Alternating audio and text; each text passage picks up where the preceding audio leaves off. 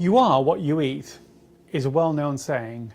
Food is the basics of life, and what food our dogs eat is crucial to their health, including psychological development and stability.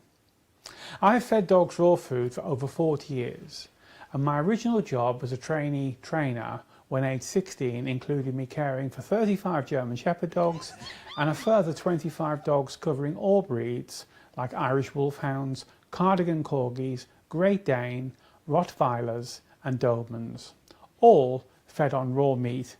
So why do I mention my early experience?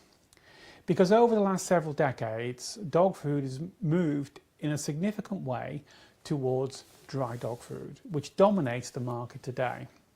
When I first started in dogs, dry dog food was virtually unknown. It was probably less than 0.5% of the market. Most kennels in Britain, that's breeding or training kennels, fed raw food.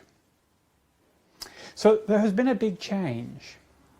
And what I want to explain to you about is all the benefits of feeding a natural diet. And I mean by natural, raw food is the normal, it is the right way. In the same way as that feeding humans now is changing.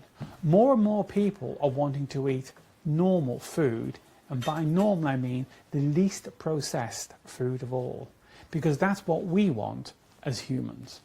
Our kennelled healthy dogs didn't have skin conditions, virtually unknown, nor serious digestive health problems as commonly seen in many breeds today, especially the German Shepherd. We had no German Shepherds with gut problems.